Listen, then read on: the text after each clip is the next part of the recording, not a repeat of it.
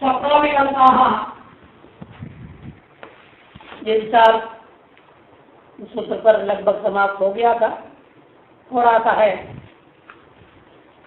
इत्थमपि च ईदृशेन अनेन लक्षणेन त्रिषु अपि जागरादिदिशासु स्वरूपमस्ति दर्शितम्। ये यह दिखाया गया है इस प्रकार के लक्षणों के द्वारा तीनों ही जागृत स्वप्न सुषुप्ति तीनों ही अवस्थाओं में त्रैरूप्य का भिन्न तीन विलक्षण रूपता एक दूसरे से विलक्षण रूपता दिखाया। अगर तीनों का लक्षण भी अलग अलग है। जागृतम के ज्ञानम जागृत कर दिया, स्वप्न विकल्पा, और सुषुप्ति के कहेंगे अविवेको माया सौषुप्तम, अविवेको माया सौषुप्तम। ये सूत्र अगला सूत्र आरंभ हो रहा है। इस सूत्र आरंभ के मैं पूर्व का संक्षेप करते हुए और होता है अत्र यद्यत् स्वप्न अशोचितम प्रथम अविकल्पकम ज्ञानम सा जाता। जो स्वप्न दशा के उपयोगी संस्कारों को उत्पन्न करने वाला अविकल्पक ज्ञान, सविकल्प है वो, केवल विकल्पात्मक नहीं है, ऐसा जब ज्ञान का नाम। और ये जो चंद्र विकल्प और जो विकल्पाकार वृत्तियां होती है ना, स्वप्न। और तत्व का अविवेचन, अविवेक माने अविवेचना, विवेचना का अभाव, अविवेक ही माया। किसका अविवेक का नाम माया का अभाव, सुख स्वरूप का अविवेक ही माया। स्व आनंद रूपता का सुखरूपता का जो अविवेक है वही माया है। और इसी को सुषुप्ति का अविवेको माया सुषुप्तम। अपने में सुख स्वरूप है, ये बात सभी व्याख्यान में कहा है। सच्चिदानंद विग्रह जैसे कहते हैं हम लोग, सत्यमानंदम ब्रह्म, विज्ञानमानंदम ब्रह्म, प्रज्ञानम ब्रह्म, ऐसे शब्दावली आते हैं। अतः अपना स्वरूप सुखरूप है। सकल आदम का रहस्य उन्होंने साफ लिख दिया, ईश्वर जीव अविनाशी चेतन अमर सहज सुख राशि। अपनी जो सहज सुख मन रहित सहज सुख का अस्तित्व है उसी का अविवेक होने का नाम माया है। और सुषुप्ति काल में विशेष रूप से अनुभव में आता है। और इसी माया के वश में आकर के हम लोग बंधे हुए हैं। युवा गोसाई कहते हैं इसलिए सो मायावत भयो गोसाई बधे उत्तीर मरकट की नाई। ये कहा है सो मायावत, इसे माया के वश में आकर के ही बसऊ गोसाई, इंद्रियों का मालिक बन के हम बैठे। गोमन इंद्रिया स्वामी होकर के एक जीव बैठ गया। और बधेऊ हीर मरकट की नाई, न बंधने की भ्रांति मात्र है। इसलिए भ्रांति का दृष्टांत एक कितना सुंदर होने दिया, हीर मरकट की नाई। पक्षी और चरखा पे खसिया घूमता हुआ चरखा सिर का, हवा नहीं थी, गर्मी का दिन होगा, जैसे पक्षी आके बैठा वो पंख के नीचे आ गया। नीचे आया तो उसने पकड़ लिया, लगता है मेरे को गिरा रहे हैं, कुछ वो पकड़ा है पक्षी और डर रहा है, चिल्ला रहा है, बचाओ बचाओ बचाओ, किसने मेरे को पकड़ लिया। किसी ने नहीं पकड़ा था। मेरे हवा का झोंका आया, जैसा पंखा चला ऊपर गिरो तो उड़ जाता है। अब कौन छोड़ा उसको?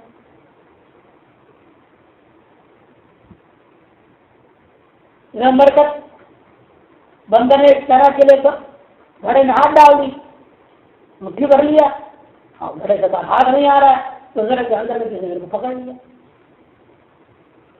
कौन पकड़ा अंदर है? कोई। तो घबरा के चना गिरा दिया, छोड़ते गया, अपने थोड़ी दो चार जाने के हाथ बाहर आ गया, उसको अंदर में आदमी उनको छोड़ दिया। जैसे न बंधा हुए बंधे हुए के समान दिख रहा है। न पकड़ा हुए पकड़े हुए समान उसको भ्रांति हो जाती है। फिर बंधन किसी भी दृष्टिकोण से वास्तविक हो नहीं सकता। किया उन्होंने अरे शिव नित्य स्वतंत्र है तो कभी बंधन में आया ही नहीं। माया बस बंधन की प्रतीति, निगम आगम दोनों को जो यहाँ पर कैसा उनने जोड़ दिया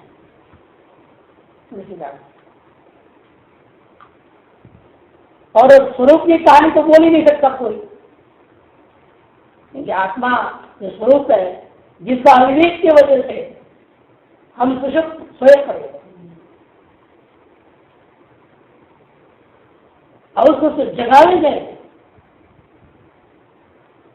आता है भागवत के शुरू में भक्ति रोती रहती, जवान बन की लड़की और ज्ञान वैराग्य दोनों बूढ़े हो रखे हैं, उनको जगाने के लिए नारद जी जो उपनिषद पाठ करते, गीता पाठ करते, ये करते वो करते, वेद पाठ सब पाठ किया, कोई पाठ का पाठ कुछ फायदा नहीं हुआ, जगह नहीं, सब पुराण सब पाठ हो। जगाने के लिए क्या करें, क्या कहें? उन्हें जो कुछ भी कहा है कहा सकते सब कहा नारद जी ने, सब सुनाया पढ़ पढ़ कर। ज्ञान वैराग्य जी क्योंकि है ही ऐसा, ये स्वरूप की कहानी ऐसी है, वह तो कहीं नहीं सकते आप। अब कहा कर जगाने की कोशिश करो तो जगा नहीं सकते आप। विचित्रता इसकी, इसको उन्होंने सुना हो तात, यह अकथ कहानी, पुत्र सुनो शिष्य प्रिया हम आगे लिए कह रहे तात, सुनो मैं तुम्हें अकथ कहानी सुनाता हूँ, कहानी में योग्य नहीं, ऐसी कहानी क्यों ऐसे है? फिर आप कैसे बोल रहे सुनो?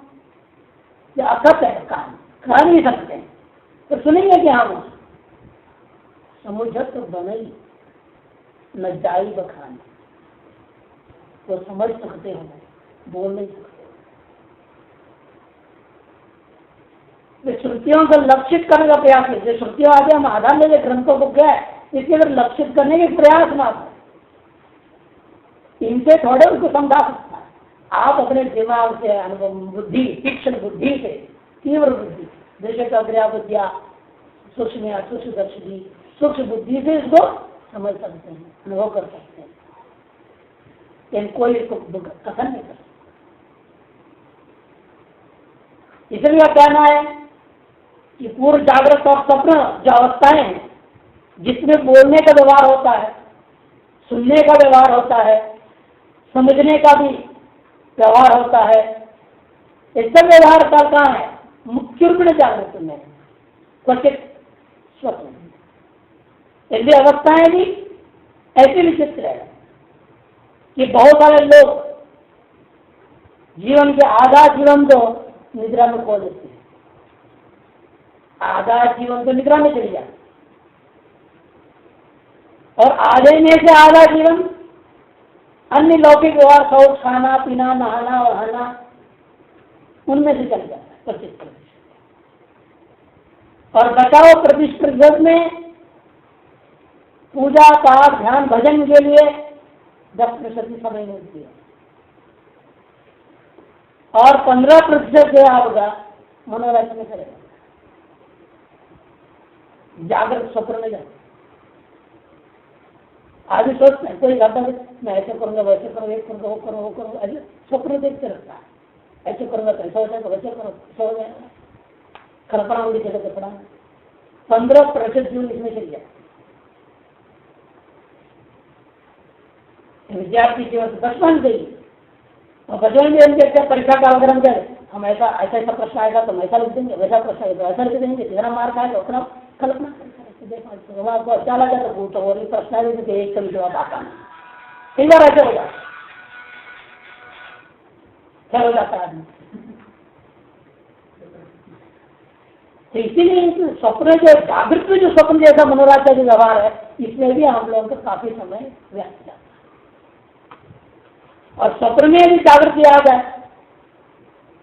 जिस प्रकृति में काय रूपता स्थिति आ जाती है, यदि वहां भक्ति रूप जागृति होने लग जाए, कुछ ज्ञान चिंतन की जागृति हो जाए, हम लोग प्रयास कर देते हैं, काफी लाभ हुआ उसके से, रटते रटते रटते सो जाते, दिमाग में वही चलता था, सब उठते चल रहे, वही सूत्र दिमाग में चल रहा,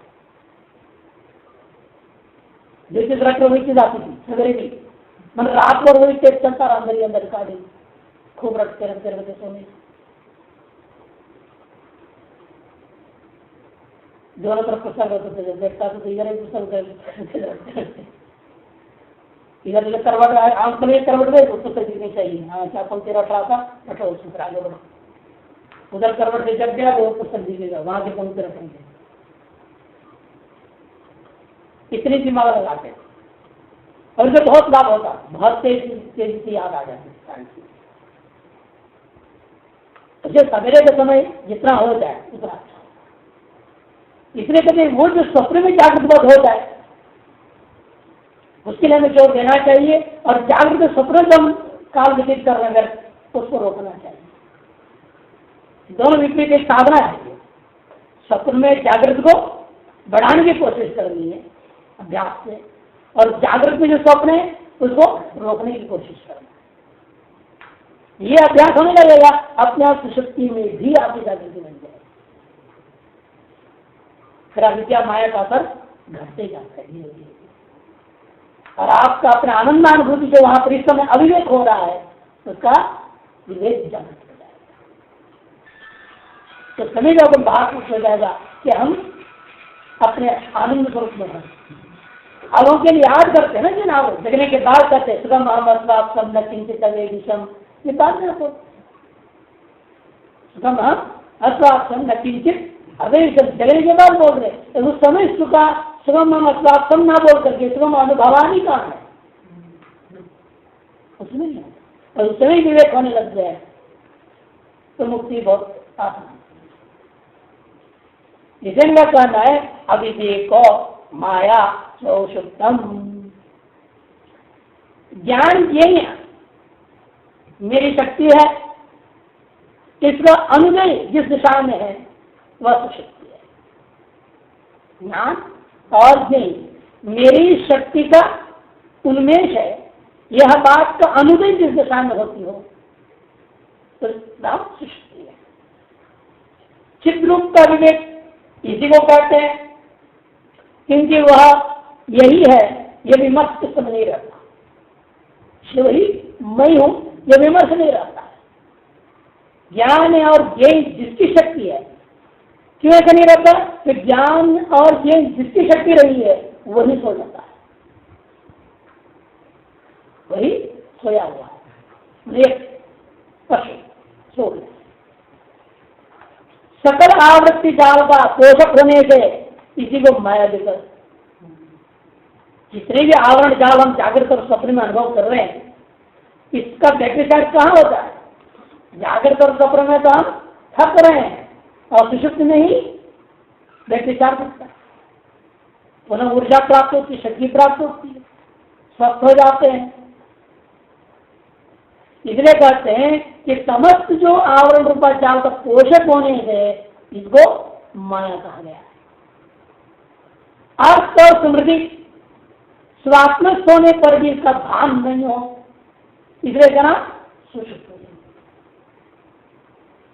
उस दिशा में साक्षी आत्मा तो रहता है, क्योंकि ऐसी कोई दिशा नहीं जिसमें आप नहीं है, आप तो सभी दिशा में, आप साक्षी रूप है ना सभी दिशा में रहते हैं, इसे सुषुप्त दिशा में भी आप तो है ही, इसमें कोई संशय नहीं है, यदि बात ही ना रहे तो जागने पर आप जाना ये कैसे करते हो, हम सुषुप्त में सोया था, हम कुछ भी नहीं जानता था, ये जो स्मरण है वो किसको होगा, सिर्फ बुद्धि आदि जो कर्ण समुदाय है उसी में विलीन रहते हैं, उसी साक्षी में पूरा समुदाय विलीन हुआ रहता है, पूरा का पूरा समुदाय।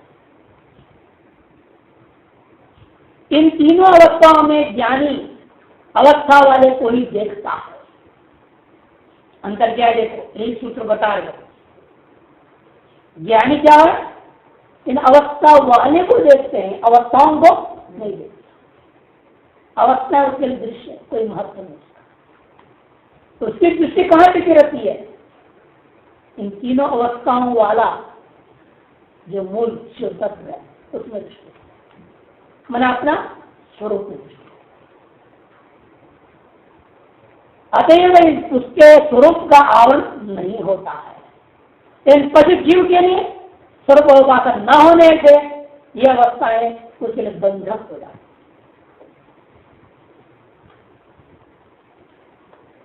जैसे किसी ऐसा है, ये कोई आ जाए, आप घटी से पूछिए आप कितने पैसे हैं, भाई मालूम नहीं, देखना पड़ेगा। ये हर मोमेंट कोई याद रखता थोड़ी कितना चाहिए मेरे का, कितना खर्च हुआ रास्ते में, कितना पैसा, हिसाब किताब हर सेकेंड पे थोड़ी रहता किसी में। अधिकतर लोगों को मालूम रहते उनकी जेब में कितना है। एक अंदाज भी बोल देते कभी कभी, कई तो अंदाज ही नहीं बोल पाते कितना फिर है, इतना मालूम है, खाली है नहीं मालूम, ये नहीं कहे खाली है कितना मालूम, तो सिर्फ मैं हूं ये मालूम रहता है, मैं हूं इतना मालूम, लेकिन आनंद है तो कैसा है, कितना है, वो नहीं। ये दृष्टांत में समझाया है, हमने गिने नहीं, ऐसा जवाब देगा व्यक्ति। इसी प्रकार सुषुप्ति में अपना स्वरूप तो है पर व्यक्ति ने उसको खोजा नहीं। अपने जेब में धन है किंतु गिना नहीं, स्वरूप में आप स्वरूपता है किंतु उसको खोजा नहीं, विवेक नहीं किया। बिल्कुल दृष्टांत ने घटाया।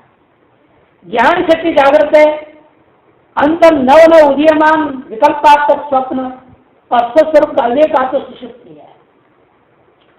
स्वरूप का अविवेक तो है ही, साथ साथ विवेचना अभाव भी है, विवेचना का भी अभाव, यानी विमर्श विषम दर्शनाभाव सुषुप्ति। यही अणु आत्मा की दूसरी शक्ति अविवेचना होता है, इसको माया भी कहते हैं। माया भी कहते हैं। क्यों ऐसे कह रहे हैं? कि इन तीनों को चित्त स्वरूप का ज्ञाता अपना वैभव समझता है। ज्ञानी का दृष्टिकोण से ये तीनों ही अवस्था अपना वैभव है। अर्थात जब भेद दृष्टि की तो केवल वही सृष्टि दिखती है, अपनी बनाई हुई। जब अंतर्दृष्टि करता है तो केवल अंतर सृष्टि दिखाई देने लगती है, और उभय दृष्टि रहित होता है तो अपना स्वरूप आनंद से दिखाई देने लगता है। सुषुप्त यानी दोनों दृष्टि और सृष्टि को अपने में वो विलीन कर लेता है।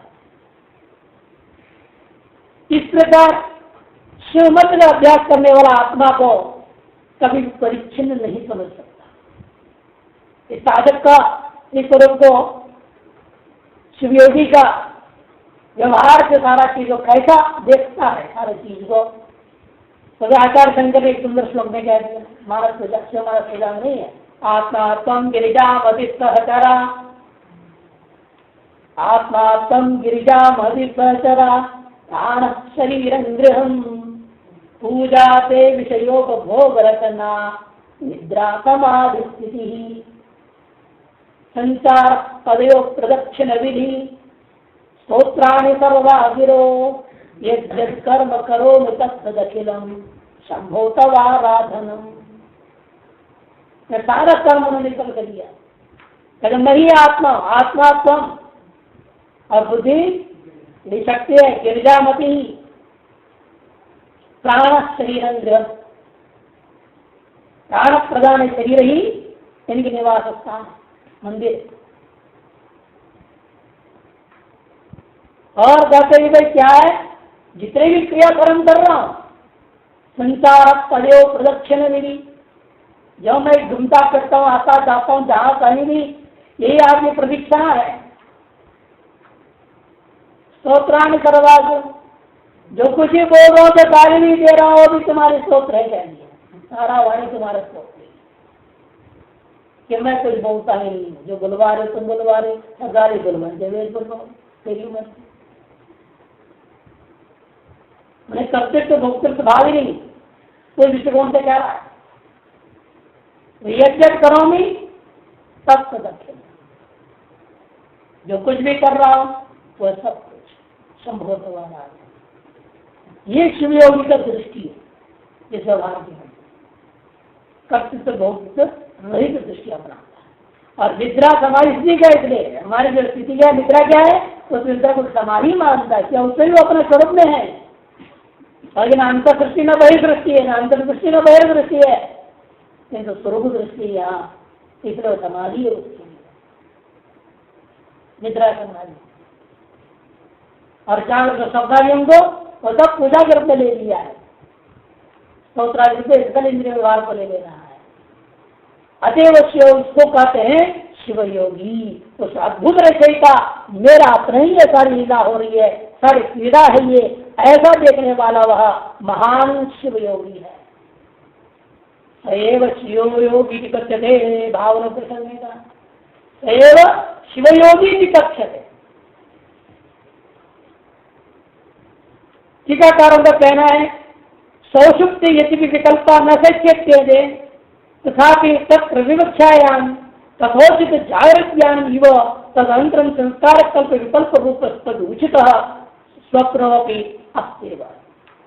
होता क्या है, यद्यपि सुषुप्ति काल में तत्र विवक्षायाम विकल्प न शक्यते, विकल्प एक भी बात सुषुप्ति काल में नहीं होता, तथापि तत्र विवक्षायाम उसी पूर्व में सुषुप्ति में जाने की इच्छा करो समय में तथोचित जागृत ज्ञान जागृत ज्ञान के समान कोई जागृत ज्ञान अंतर और सुषुप्ति अनंतर भी, ये कोई जल नहीं है जागृत सीधा आप सुषुप्ति में चले जाएंगे, जागृत का समय सुषुप्ति में जाता है आगे, इसे भी जा सकते जागृत सुषुप्ति में भी, यह भी जल नहीं सुषुप्ति के बाद स्वप्न में आके जागृत में आएंगे, कभी कभी स्वप्न के सीधा सुषुप्ति जागृत में आएंगे, कभी सुषुप्ति का स्वप्न भी होना है, आगे पीछे दोनों तरफ में स्वप्न हो सकते हैं,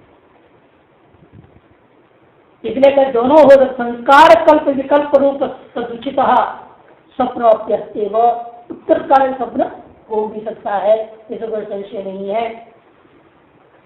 किंच योगी अभिप्राय है, योगी का दृष्टिकोण से विचार करते हैं सूत्रों को, प्रश्न तक धारणा रूपम ज्ञान ज्ञान, पहला वाला जो जागृत अवस्था है, शुरू मैंने कहा था वो धारणा का दृष्टिकोण से विचार करते, सारी चीज वो धारणा के लिए प्रयोग करता है।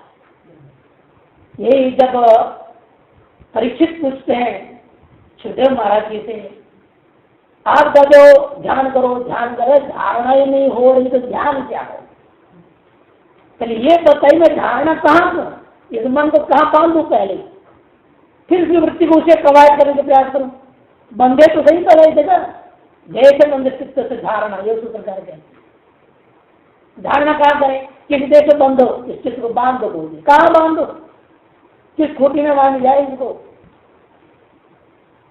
सुखदेव महाराज के सारे ब्रह्मांड का वर्णन करते हैं, विराट पुरुष का वर्णन करते हैं, इस पर क्या है, जहां तेरी मर्जी सब परमात्मा का रूप है, जो कुछ भी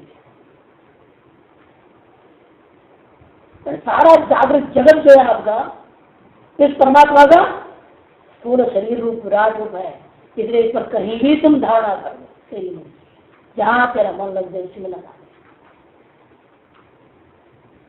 सहयोग सूत्रकार भी क्या है, अनेक समय विधन बताते बताते थक गए, जब अंत में क्या होते हैं, काव्य मत ध्यान हुआ, तेरी अभिमत जो होगा उसी में ध्यान कर, तेरी प्यारी भैंस तेरी प्यारी है, उसमें तेरा अभिमत है, उसी पर ध्यान करो, भैंसों भैंसों भैंसों हो जाओ, कोई दिक्कत,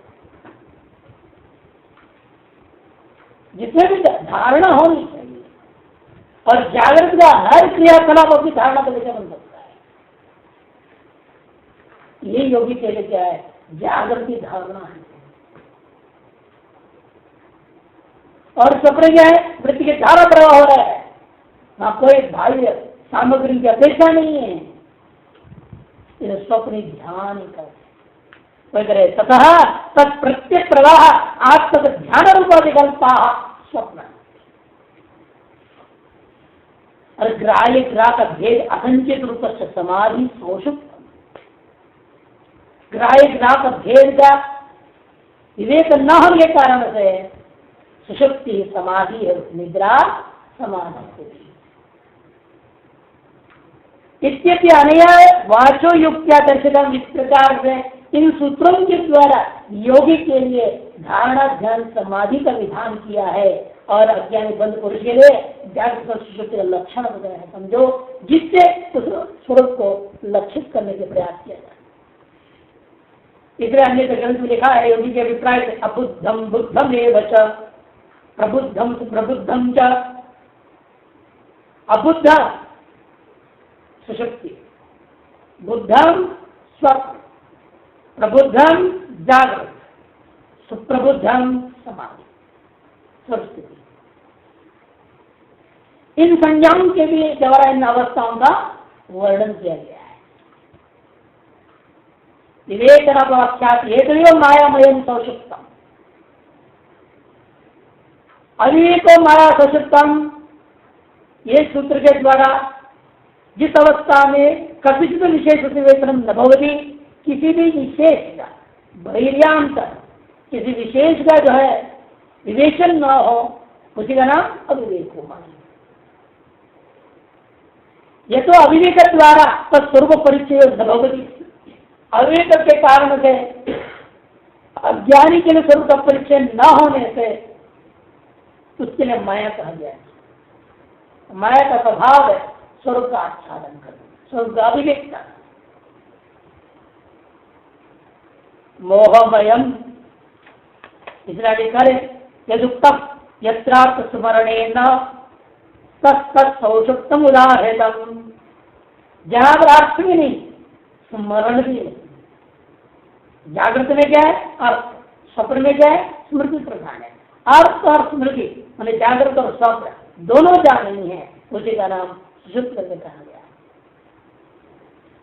तो सुप्ति दशा भी वास्तव में लक्षक ही है स्वरूप का। जागृत भी लक्षक है, स्वप्न भी लक्षक है, सुषुप्ति भी लक्षक है। और इस समय बुद्धि आदि जागृत रहते हैं, जागरूक रहता है, विलय नहीं प्राप्त हुआ इंद्रियां। इसलिए लोगों के योगी दृष्टिकोण से जागृत से बढ़िया स्वरूप में निष्ठा होने का रास्ता और नहीं हो सकता। शिल्प अपेक्षा से जागृत को सर्वोत्तम माना साधन। जागृति संयम गीता में है ना। लोग तो जिसको निद्रा समझ रहे हैं वो उसके लिए जागृत है, जिसको जागृत समझते हैं वो उसके लिए निद्रा देता है। हिंदी यहाँ भी उसको समाधि होगी। इसे अगर कहना है कि भाई देखो मोहमयम शब्द न माया क्योंकि नक्षत्रतया सूत्रद्वारा प्रसन्न उच्छेद्य माया स्वरूपाणी स्वरूपमपि मोहमय माया शब्द सूचितम भवति। माया कैसी है? उच्छेद्य है। इसको बनाए जितना पालेंगे, जितना बना रखेंगे, उतनी ही खतरे में पड़े रहेंगे। इसको जितनी जल्दी उसकी जल्दी उतने उच्छेद कर देना चाहिए। मिलेगा जिसके पास जितना जेब में पैसा रहता है उतनी ही ज्यादा खुजली होती रहती है। दिमाग चलते रहता है, ये खरीद लूँ, वो खरीदूँ, ये करूँ, वो करूँ, दिमाग चलते रहे जब तक है। अब खत्म हो दिखाता है नहीं, क्या सोचेगा? क्या करते सोचेगा बेचारा? मार्केटिंग भूल जाएगा, जाना ही नहीं, है नहीं। ऐसे भी जैसे कि जिनके पास है लेकिन खुजली नहीं होगी, वो बहुत कम होती है। खुजली विज्ञान के चक्कर तो प्रसिद्ध है दुनिया में। अरबपति खरबपति बनना चाहते हैं, खरबपति संसारपति बनना चाहते हैं, और नहीं है। रावण आदि प्रसिद्ध है दुनिया में, कौन प्रसिद्ध नहीं? विरोधन देख लो, कहानियों में है ही, और आजकल भी देख लीजिए। जितनी लूट से लूट लगा हुआ है भ्रष्टाचार, लाखों का भ्रष्टाचार होता, करोड़ों का, अरबों का, खरबों का होने लग गया। कहाँ घट रहा है? पेट भरे नहीं लोगों के कांग्रेसी उनकी। यहाँ तो बात शिवयोगी की हो रही है, हमारा इनकी थोड़ी होगी तो शिवयोगी नहीं हो रही, अज्ञान की बात। दोनों के दृष्टिकोण से बात कर सकते हैं। शिवयोगी के दृष्टिकोण से बात ही नहीं बनती है। सब वो तो सब कुछ समय सब कुछ स्वरूप की ओर जा रहा है। बाधक किसके लिए? माया किसके लिए बाधक होती है? अज्ञान के लिए, उसके दृष्टिकोण से। शिव योगी के लिए तो माया बाधक है, माया तो उसकी शक्ति है, वो तो उसको अपनी शक्ति मान रहा है, उसके बाधक कहाँ? उस दृष्टिकोण से करने उच्छेद है माया। या किसकी लोग का उच्छेद है? माया अज्ञान के। शिव योगी की माया तो उसकी अपनी शक्ति है, उसे तो क्रीड़ा कर रहा है तो कोई फर्क ही नहीं पड़ती, तो बंधन नहीं करता माया। इसे उच्छेद्यता मानेंगे तो अज्ञानी के दृष्टिकोण से बात कर रहे हैं। यहाँ उच्छेद्य माया स्वरूपम मोहन में शब्द सूचितम लक्षण द्वारा जागृत अवस्था वैविध्यम अस्थिति ज्ञानम भवति। लक्षण द्वारा इतना आपको पकड़ कर दिया, जागृत अवस्थाएं 3 प्रकार की होती है, हर एक जीव को अनुभव में आता है, हर एक पशु को इसका अनुभव होता है। यह बात यहाँ कह दिया गया, पति की बात थी, पशु का दृष्टिकोण। शिव तो पति बन गया। जागृति ज्ञानम विकल्पात्मकमस्ति स्वप्ने तो नाना विकल्पा जयन्ति किंतु शिशुत्वेषां तत्त्वानां विवेचनं कदापि नैव भवति। सत्यपि एतेषां नानाविधत्वे विस्थानावस्थायां महायोगी अगार वहाँ घटा गया। यद्यपि उन लोगों के लिए क्या है? विवेचन बिल्कुल नहीं होता अज्ञानी में। सत्यपि इन सब का होते ही नहीं नानाविधत्वे विस्थानावस्थायां स्वप्न रूपा नानाविध विकल्प और जागृत विस्थान अवस्था में भी महाल में लेशत्वोपि। अब योगी के अंदर बताने सूत्र महायोगी को लेशत्व भी थोड़ा सा भी स्वस्वरूप चित्र नहीं भवती थी। महान चमत्कार स्वस्वरूप से लेश मात्र भी चित नहीं होती है, इसलिए उसके दृष्टिकोण से माया है ही नहीं। क्या अविवेक को अमाया एक अवगत चिन्ह दे दो वहां, इससे पहले अज्ञानम ज्ञानम अवगत चिन्ह। यहाँ पर अविवेक को माया है, अमाया करके चेंज कर दो, वो हो जाएगा शिवयोगी का दृष्टिकोण से, और अविवेक को माया हो जाएगी जीव पशु का दृष्टिकोण। ये महान चमत्कार प्रदर्शिता, महान चमत्कार को इन्होंने यहाँ दर्शाया है, ऐसा समझो। जागृत त्रय के स्वातंत्र्य, जागृत त्रय के साथ स्वातंत्र रूप में चमत्कर्ता जो होगा महायोगी है, उसका दूसरा नाम है वीरेश। तृतीय भोक्ता वीरेश, तृतीय भोक्ता वीरेश। तृतीय जागृतदारी 3 अवस्थाओं का जो स्वातंत्र रूप में भोक्ता, पारतंत्र भोक्ता पशु है, स्वातंत्र भोक्ता वीरेश है। यहां पर भी वीरेश, वीर किसको कहेंगे? वीर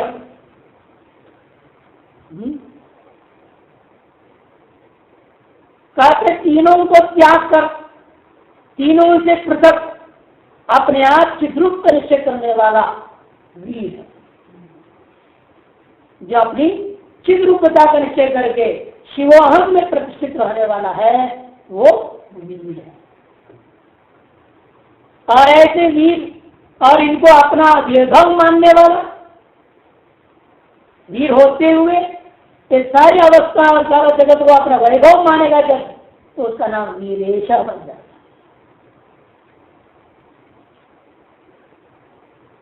इनको पृथक करके चित्त माना, अपने चित्रपता में प्रसिद्ध केवल है तो वीर है, और चित्रपता प्रसिद्ध रहते हुए वह जगत को पृथक नहीं मान रहा अपने आप को, किंतु अपने ही वैभव मान लिया, तब उसका नाम वीरेश है। हाँ, और वैभव रहित हो जाए, अपने केवल मान रहा है, जगत है ही मिथ्या हो गया, है ही नहीं हो गया, तो स्थिति में वो वीर जाने। और प्रधान रूप में वीर शब्द अलग उत्पत्ति करते हैं। वीत्यन्नम, वीति, इधर वीति क्या है? अन्नम वैरी, अन्य ही इमानी सर्वाणी भूतानि विष्ठानि, रमनीति प्राणो वैरम, प्राणे हिमानि सर्वाणी भूतानि रमन्ते। अन्य प्राण प्रतिष्ठित प्राणे अन्नम प्रतिष्ठित वेदिता स वही लीर। अन्न में प्राण प्रतिष्ठित है, प्राण में अन्न प्रतिष्ठित, एक दूसरे के बिना नहीं होते। इसे पूर्व में आता है मंत्र में, एक ने कहा कुछ लोग का ध्यान नहीं सब कुछ है, सजनी ने ऐसे मत कहो, बिना प्राण का अन्न फट जाता है, टूट जाता है, बेकार हो जाता है, ऐसे कहीं। अच्छा जाओ तो प्राण ही सब कुछ है, ऐसे मत कहो बिना अन्न खाए प्राण टूट जाता है, आदमी मर जाता है, अन्न में अन्न की जरूरत है। अच्छा ऐसा अन्न और प्राण दोनों की जरूरत पड़ रही है, क्यों? तब कहेगा अन्नम वही अन्य इमाने सर्वाणी भूतानि प्रतिष्ठानी, अन्न में ही हम सब प्रतिष्ठित है इस कलयुग में। अन्न छोड़ा है तो गया, जल्दी छुट्टी पाया हो जल्दी से जल्दी। और प्राणो वही गम वीर सब बन गया। जो अन्न और प्राण उभय में प्रतिष्ठित होकर जीवन यापन कर रहा है, ऐसा हरेक अध्याय में पशु को भी वीर रहेंगे।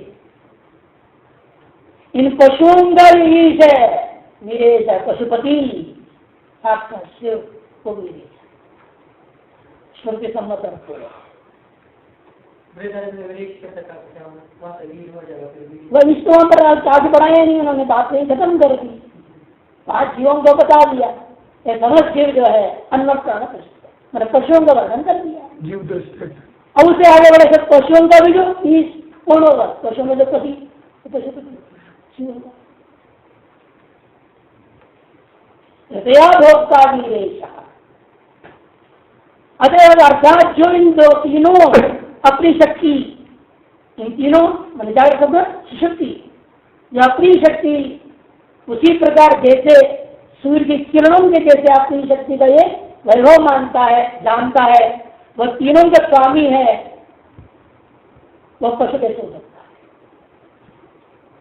पशु कैसे होगा? वो पशु का पति हो सकता है। अतः वो वीर में यद्यपि त्रिगुण में विश्व का वमन और ग्रास प्रवाह के समान सतत है। इस त्रिगुण में विश्व का वमन उन्मेष और ग्रास में निमेश, उत्पत्ति और विलय, ये लगातार चलते रहता है, प्रवाह के समान सतत है ये। तथापि ग्रास स्वभाव भी विलेखता है। ये पशुपति कौन माना जाएगा? जो इन सबको अपने में कवलीकृत कर लिया। ग्रास स्वभाव ही वीरेशता मुख्य रूपेण है। इस प्रकार सृष्टि स्थिति संहति जो कुछ जगत व्यवहार है सबका जिसका निश्चित वो पूरी है, ऐसा निश्चय करके अनुभव कर उसे प्रतिष्ठित रहने वाले का नाम वीरेश है।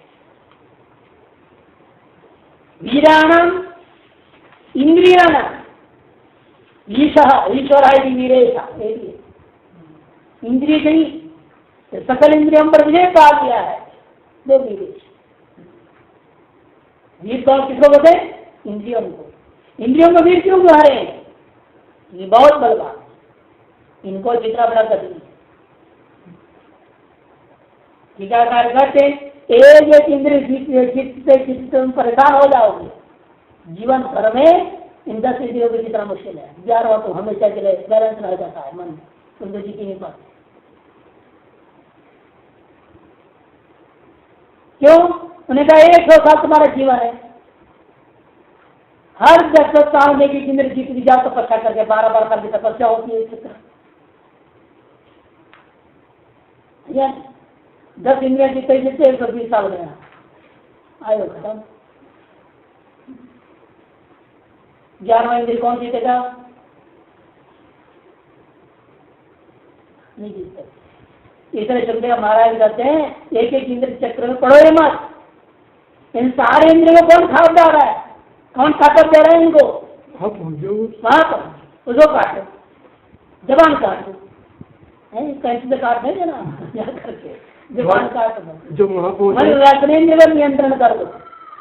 जिते रते हितम सर्वम, छोड़ दो। बस माल ठगना छोड़ दो, माल का लालच छोड़ दो, जो मिल जाए वो खाओ तुम। जब तक साधु रहेंगे तब तक साधु नहीं बनेंगे। साधु कभी साधु नहीं। ब्रह्मचारी जाते हैं मथुरा को और वही कहा मिठाई मिठाई तो स्वाद है ना, तो कभी तो साधु नहीं बन सकते। दूसरा दिन भागने की तैयारी कर ली। अब एक महीना रहूंगा, देखा मैं यहाँ तो साधु के लिए कोई रास्ता है नहीं। साधु की पूछता है यहाँ जो मिल जाती चर्चा में पड़े रहे, भजन करे, अध्ययन करे, प्रार्थना करे, सब करे। तो कहा कि मुझे आने रात 3 दिन के बाद जाऊंगा। आसान थोड़ी है रसलेंद्र को जीतना, बहुत मुश्किल होता है। एक व्यक्ति था मरीज, और बिहार धनबाद के बाद झरिया में खाओ, और उसको तमिलनाडु का दर्जा था। वो वहाँ का यहाँ होटल बिजनेस करता था, बीमार हो गया भयंकर। डॉक्टरों ने उनका आगे तो खट्टा नहीं खाना, लेकिन घर में वो नियंत्रण नहीं कर पाते थे। तो जैसे तैसे खा लेता था, होटल में घुस जाता था, वहाँ खा लेता था। कौन रोकते उसको वहाँ न कर लो। इस लोगों ने उसको योगासन में हम लोग जाते हैं, वहाँ रहोगे तो सही हो जाएगा। लेकिन वहाँ लोग होते हैं ना बीमार वाले, तो क्या किया, जो जमादार आता था सफाई सफाई करने के लिए, उसको कटा दिया, उसको इमली ला के इमली तो दे दिए। तो 100 रुपये ले लो, 10 रुपये का लिया, 90 तेरा 90 रुपये मिल रहा है, तो क्या है ला के देने में, और चुपचाप ला के दे दिए।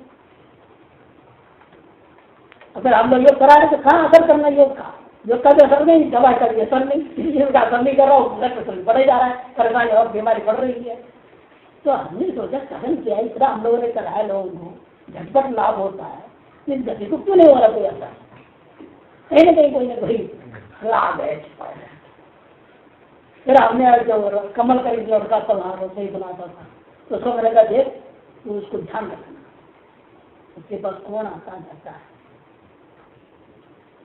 ध्यान उसे कमरे में बदल दिया, रसोई की ठीक बदल देकर तो उसके में रसोई का काम करता था, देखते रहता कौन आ रहा जा रहा, और उसको जान के इधर चले देखता था काम बना रहा है, जैसे वो देखता था बीच बीच में। एक बार देंगे भंगी अंदर गई और बाहर आई, तुरंत दौड़े मेरे पास है सामने, जो भंगी अंदर गई क्यों गई, बाहर गई 2 मिनट बाहर आया, तो काम करने के बाद लास्ट मिनट में कर गई, घर जाने के बाद में बुलाया था रोड, तो उसे कमरे क्यों गई, वो डरी बोलने में बताओ सर बता। तो ऐसे ऐसे इनाम के चक्कर में 10 रुपये की इमली लाके देता हूँ रोज, 10 रुपये का इमली इतना आता है, रोज उतना खाएगा तो क्या होगा। या मैं तुरंत उसको बेटे को फोन किया, बिला इसको ले जा, इसकी मौत का टाइम आ गया, इसके दिमाग काम नहीं करता, ले जाओ। चुरियों का जो आसन को बदनाम कर, यहाँ मर कर दे, मतलब बदनाम हो जाएगी। उन्हें पता है कैसे करना है, अभी इसके 1 महीने से ज्यादा जीवन नहीं चलेगा, खत्म 20-22 दिन के बाद ये इंद्रिया ऐसी खतरनाक